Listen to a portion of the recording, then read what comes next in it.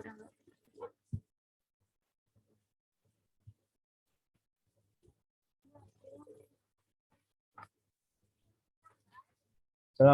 warahmatullahi wabarakatuh. Perkenalkan, nama saya Fadlizan Alwis, NIM 19010116 dari kelas TPC 19.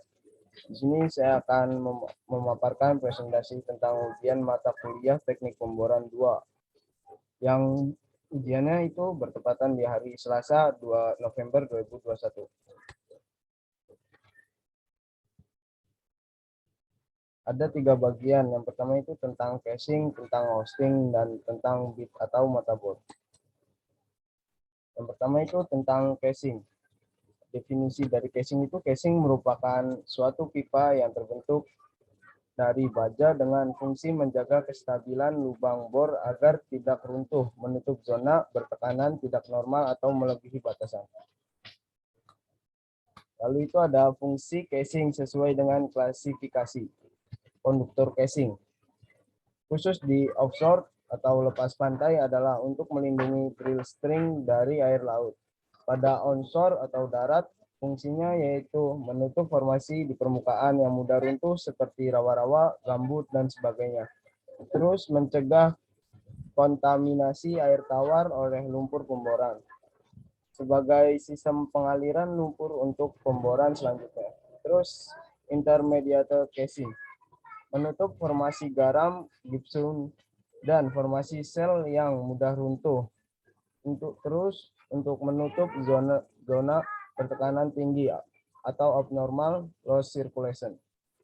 Terus tuh menghindari pipa terjepit pada saat pemboran formasi dengan interval yang terlalu panjang.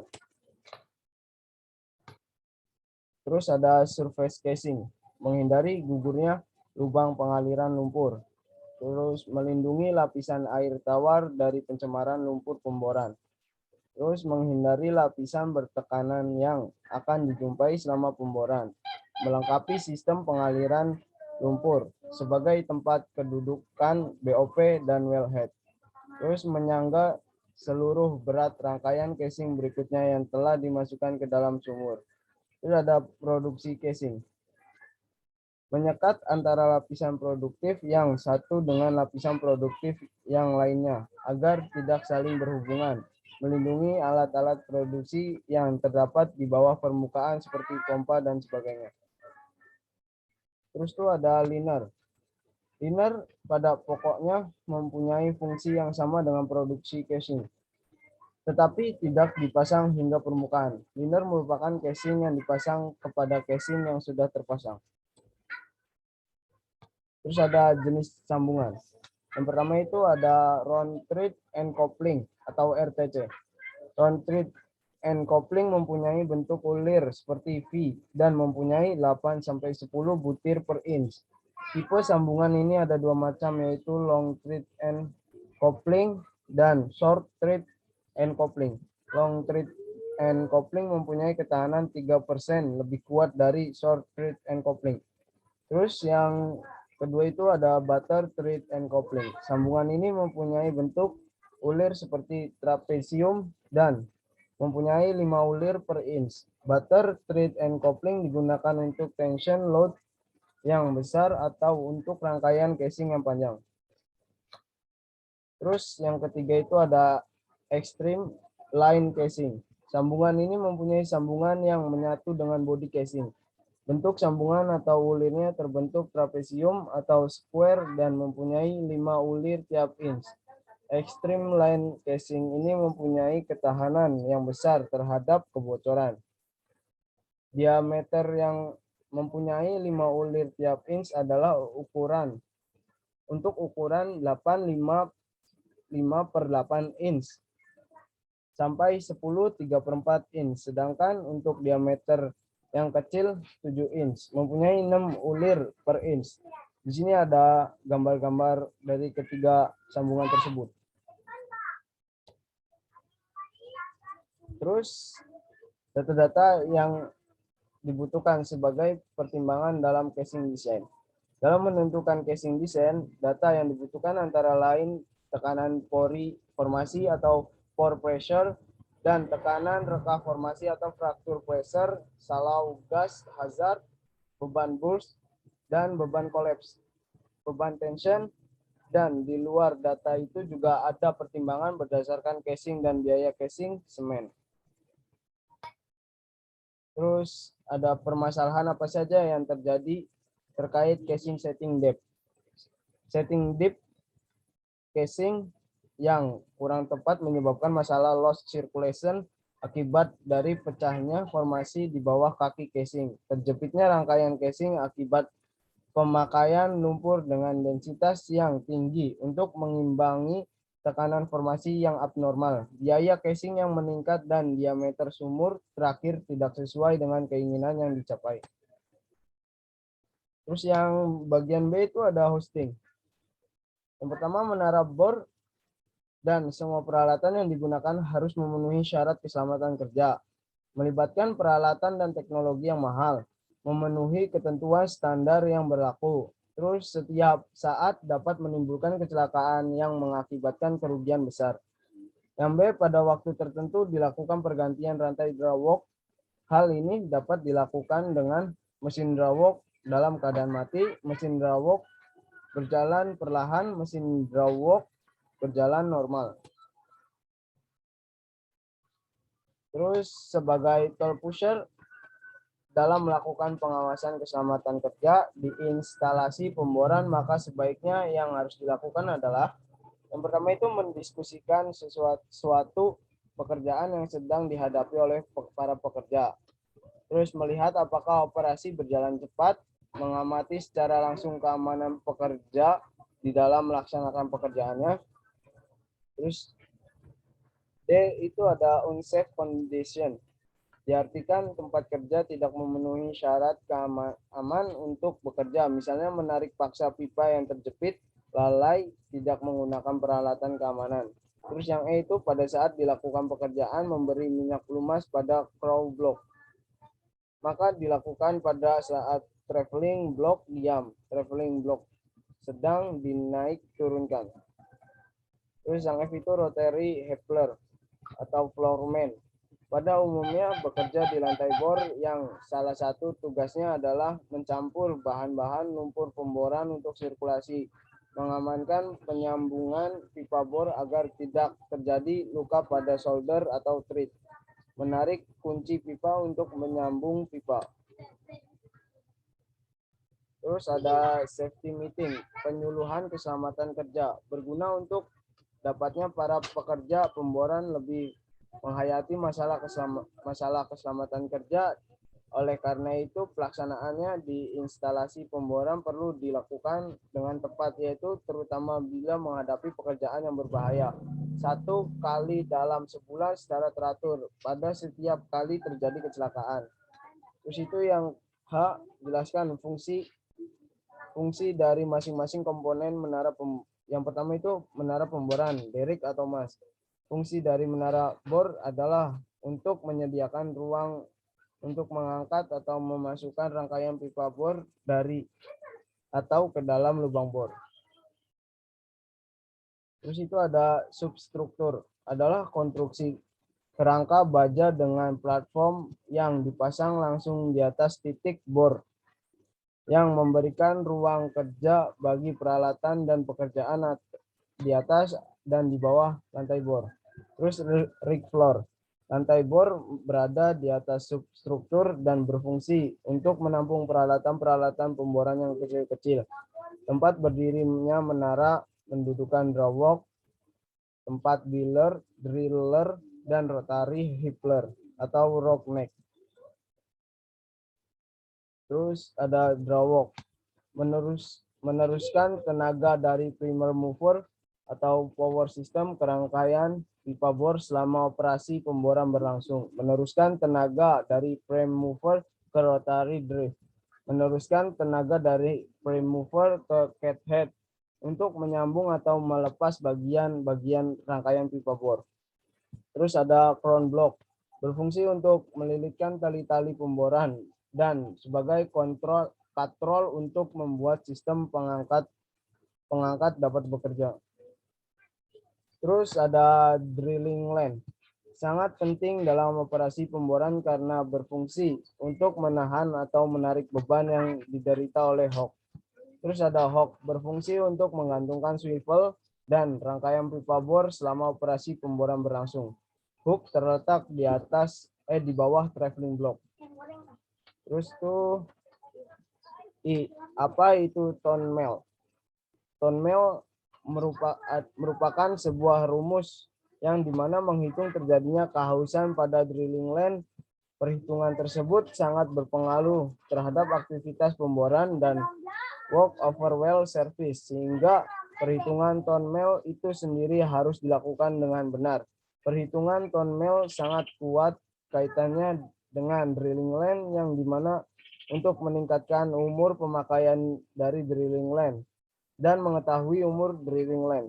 Terus ada yaitu cut off program untuk menghindari kecelakaan yang mungkin terjadi karena kehausan, maka dibuat cut off program. Cut off program dibuat berdasarkan kekuatan kabel terhadap tarikan dan dinyatakan dengan tone line yang diderita kabel. Terus K. Untuk perawatan rutin pada sistem angkat biasanya dilakukan pengecekan pada alat-alat sistem angkat apakah masih layak digunakan atau tidak, apakah butuh diperbaiki atau tidak suatu alat tersebut untuk menjamin keamanan, keefisienan kerja dari alat tersebut. Terus yang itu ada rig floor. Memiliki fungsi utamanya adalah memberi tempat kerja bagi kru pengeboran dalam melakukan operasi pengeboran. Pada rig floor terdapat rotary table, mouse hole, red hole, dan kunci stong dan slip. Terus yang bagian ketiga itu ada bit. Definisi dari bit yaitu mata bor atau bit adalah alat yang terpasang di ujung paling bawah dari rangkaian pipa yang berlangsung berhadapan dengan formasi atau batuan yang dibor. Adanya putaran dan beban yang diperoleh dari rangkaian pipa bor di atasnya akan menyebabkan mata bor itu menghancurkan batuan yang terletak di bawah, sehingga akan menembus semakin dalam bebatuan tersebut. Lumpur yang disirkulasikan akan keluar melalui mata bor dan menyemprotkan langsung ke dalam batuan yang sedang dihancurkan di dasar lubang bor. Semprotan ini akan ikut membantu menghancurkan batuan-batuan tersebut. Terus ada cara kerja bit. Adanya putaran dan beban yang diperoleh dari rangkaian pipa bor di atasnya akan menyebabkan mata bor itu menghancurkan batuan yang terletak di bawah sehingga akan menembus semakin dalam bebatuan tersebut. Lumpur yang disirkulasikan akan keluar melalui mata bor dan menyemprotkan langsung ke batuan yang sedang dihancurkan di dasar lubang bor. Semprotan ini akan ikut membantu menghancurkan batuan-batuan itu. Batuan yang disemprotkan oleh lumpur tadi akan lebih mudah dihancurkan oleh mata bor, sehingga dengan demikian akan diperoleh laju pemboran yang lebih cepat. Terus bagian-bagian penting dari bit itu yang pertama ada seng atau sang, ulir atau thread pin. Terus itu ada big lug, mendudukan poros dan kon. Terus ada cones, roda bergerigi dan berputar pada bit. Terus ada nozzle, jalur untuk menyemprotkan lumpur. Terus yang pertama itu ada drag bit, merupakan bit pada rotary drilling tertua yang masih dipakai. Bit ini dipakai untuk formasi yang sangat lunak dan lunak. Cara pengrusakan batuan adalah dengan pengerukan atau scraping dengan WOB rendah dan RPM yang tinggi. A. Mill tooth bit. Cone bit ini gigi-giginya dibuat dari baja tempa yang berkualitas tinggi dan diperkeras di permukaannya dengan carburized serta dilapisi serbuk tungsten carbide. Untuk formasi yang lunak, berbentuk panjang dan bersudut kecil atau tajam serta tersusun jarang. Untuk formasi yang makin keras, berbentuk lebih pendek dan bersudut besar serta tersusun rapat. Terus itu ada insert bit. Semua gigi bit terbuat dari tungsten karbid yang ditanam dan dipres dengan mesin pada kon terbuat dari alloy steel.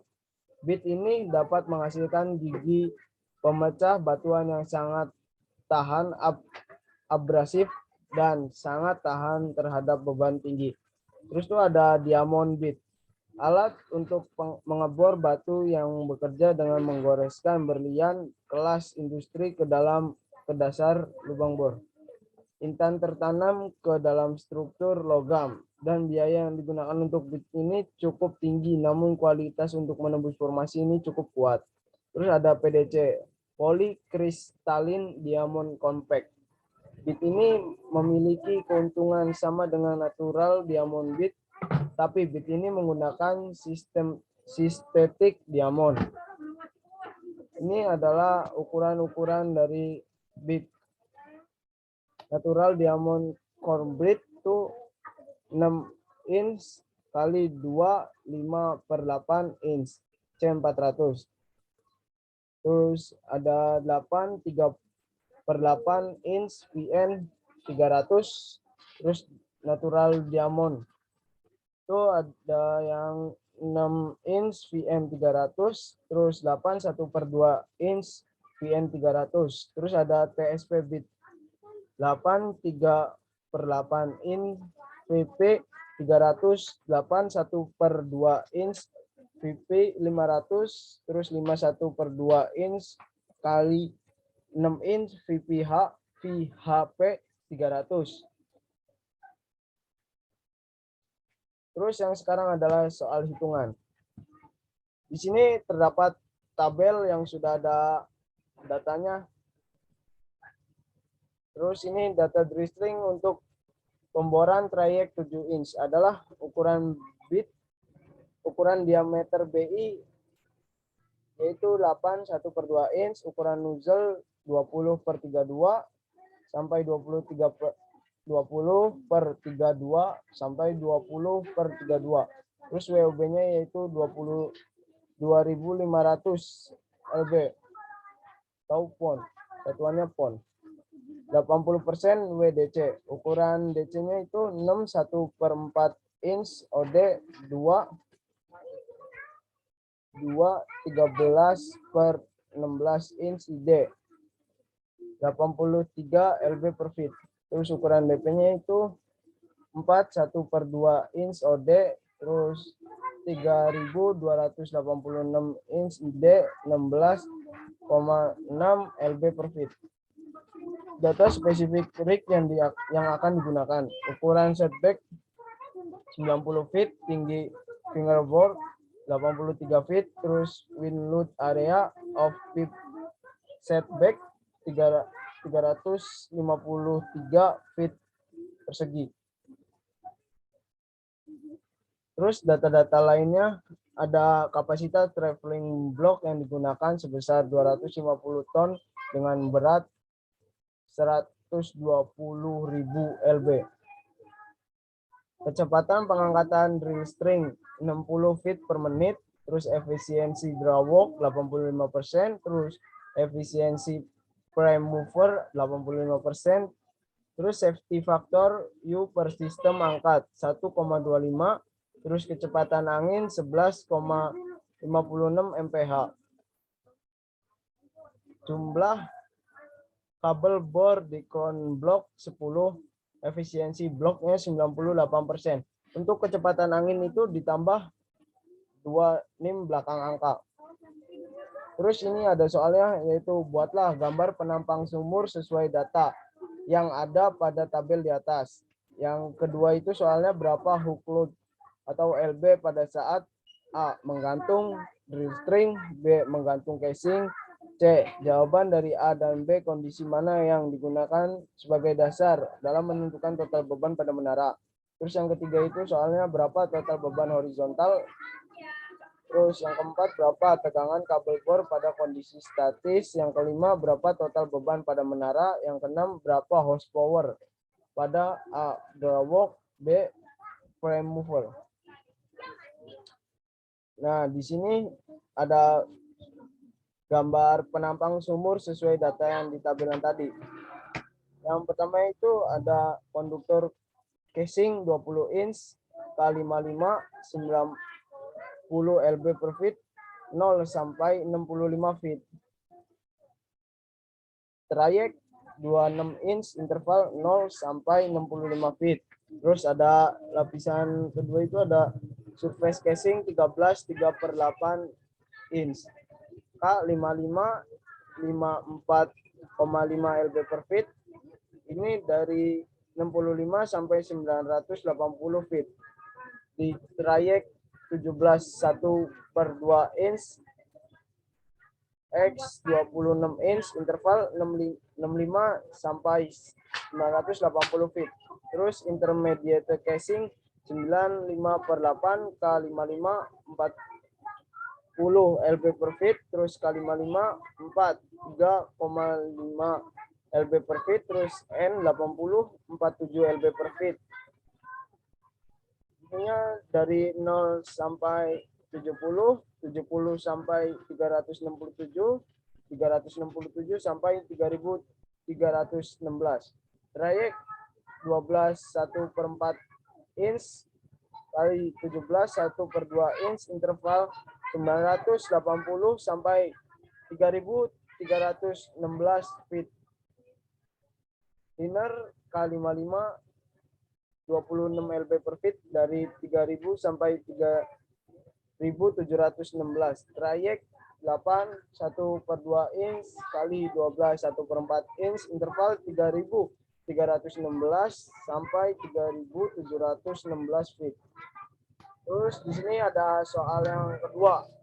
Yang A itu menggantung string. Ini itu ukuran DC-nya 6 1/4 inch OD 2 13/16 inch ID 83 lb per feet. Terus ukuran DP-nya 4 1/2 inch OD 3,286 inch ID 16,6 lb per feet.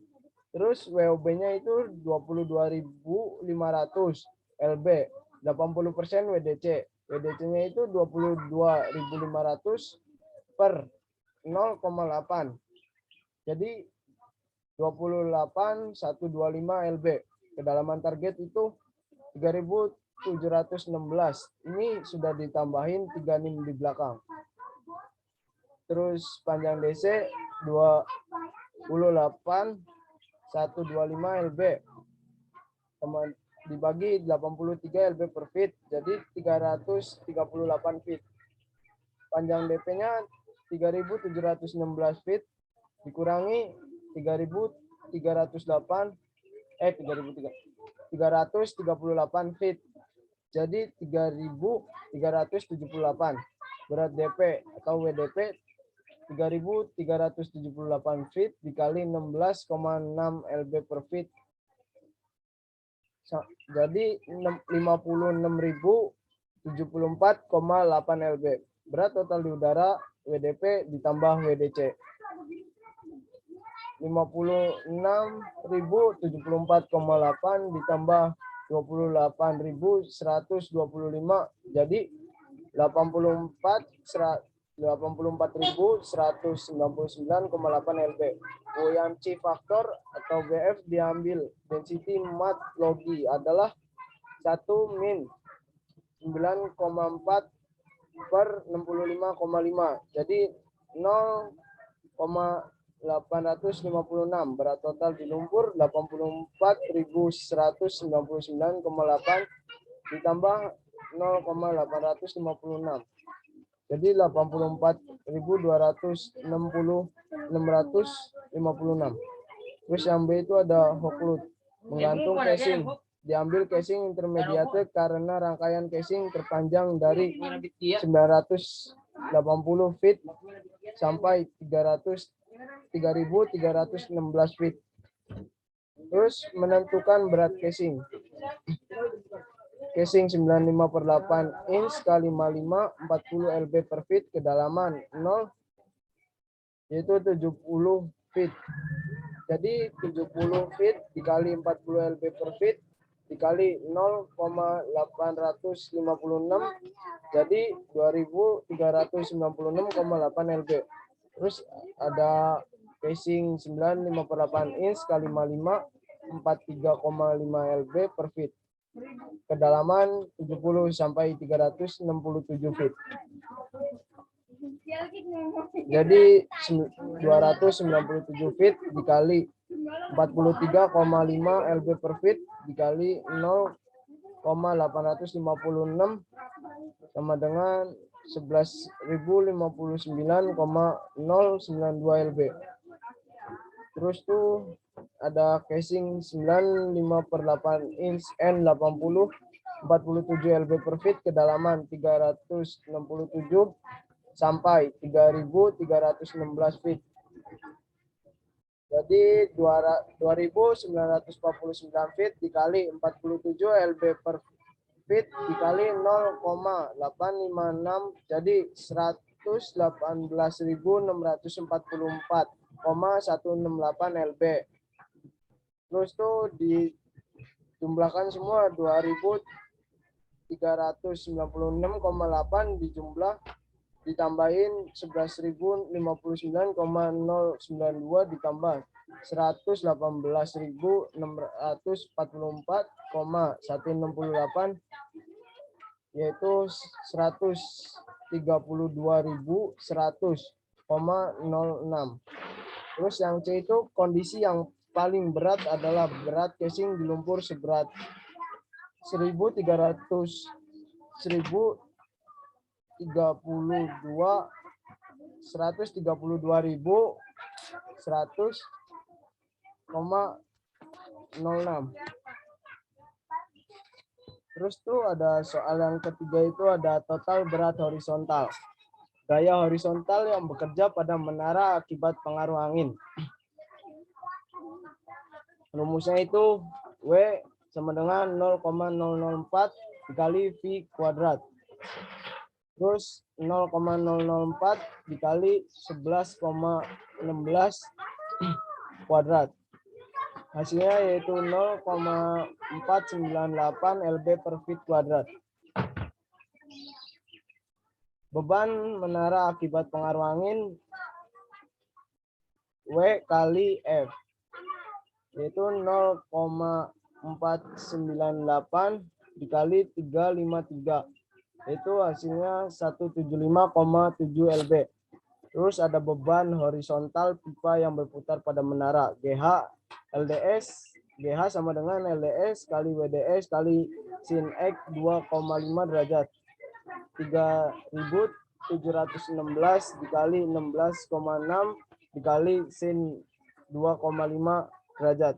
Yaitu hasilnya 2.690,68. Total beban horizontalnya yaitu adalah LT sama dengan GH tambah W2 terus dalam kurung 0,5 A per 83 sama dengan 2.690,68 ditambah 175,7 dalam kurung 0,5 kali 90 per 83 yaitu hasilnya 2.785,90 lb. Terus soal nomor 4 itu tegangan kabel bor pada kondisi statis atau LB. Tegangan kabel pada port line bergerak dibagi LB. TF beban hook per N EB pangkat N 132.100,06 per 10 dalam kurung 0,98 pangkat 10.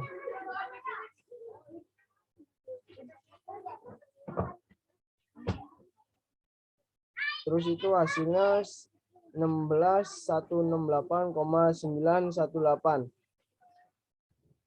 Jadi tegangan pada kondisi statis TD, tegangan kondisi dinamis yaitu 16.168 lb. Terus yang kelima itu ada total beban menara LB. BT sama dengan Q tambah TF tambah TD tambah BBB. yaitu jadi 132.100,06 lb ditambah 16.168 ditambah 120.000 lb ditambah 16.168. Jadi hasilnya yaitu 284.436,06. Safety factor 1,25 BT sama dengan 1,25 dikali 284.436,06. Jadi hasilnya itu 355.545,075 lb. Terus soal yang keenam adalah horsepower yang dibutuhkan. Yang pertama di drawalk, HP sama dengan W kali VH per 33.000 dikali 1/n bagi HP. Terus HP sama dengan 132.100,06 dikali 60 per 33.000 dikali 1/0,85. HP-nya yaitu 282 HP. Terus SF-nya itu safety faktornya 1,25, maka besar HP drawalk adalah 282 HP dikali 1,25, yaitu jadi 352,5 HP. Terus yang B itu di prime mover. HP sama dengan HP drawalk per N sama dengan 282 HP per 0,85 sama dengan 331,76.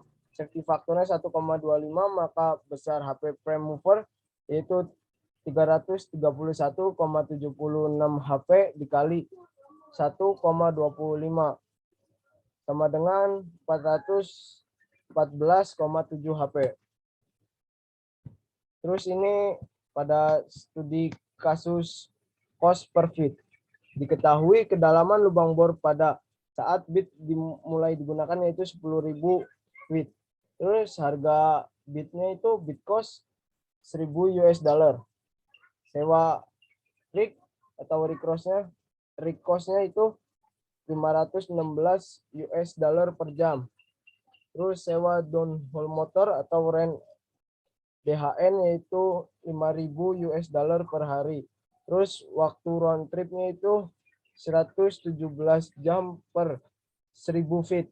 Terus laju penembusan ROP feet per jam sebagai fungsi jam untuk T lebih dari 0 dengan persamaan ROP sama dengan 25 min T min 1 persamaan cost per feet. Terus di sini ada rumus CPF-nya. CPF sama dengan CB ditambah CR dalam kurung TT plus TR per F.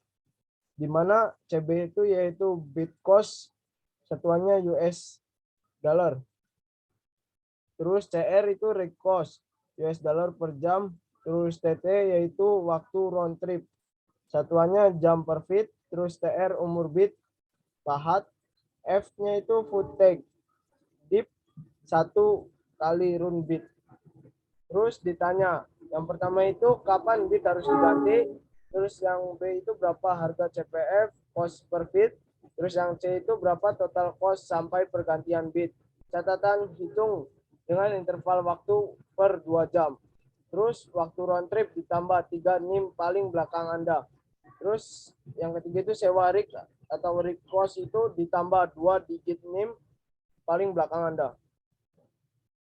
Ini jawabannya. Interval 2 jam. Kita itu ngitung ROP dulu.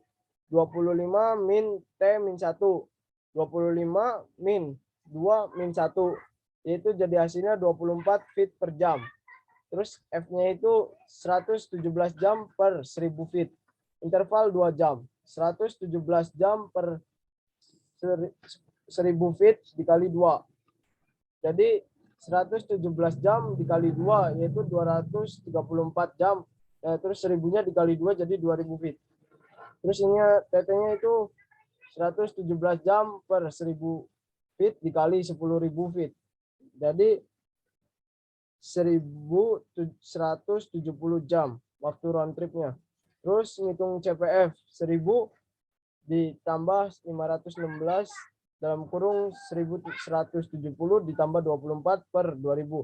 CPF-nya yaitu 302,372 US dollar per feet. Terus pertanyaan yang pertama kan kapan bit harus diganti? Yaitu jadi 1000 feet dikali 2. Jadi 2000 feet bit diganti.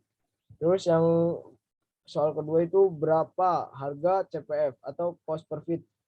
Tadi kan sudah dihitung harga CPF-nya yaitu 302,372 US dollar per feet.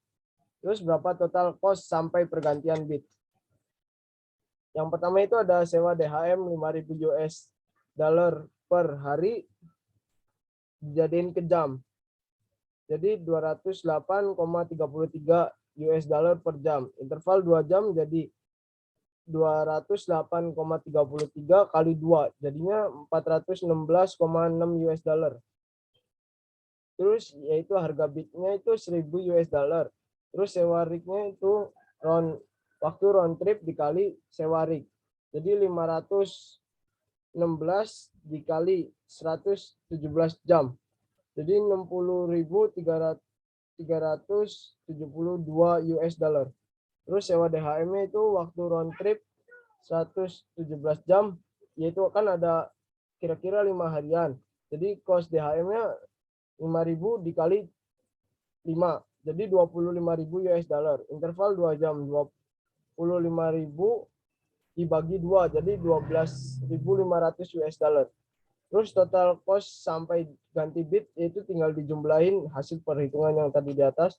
Jadi 416,6 dikali 1000 ditambah 1000 ditambah 60.372 ditambah 12.500, jadi hasilnya yaitu 74.288,6 US dollar.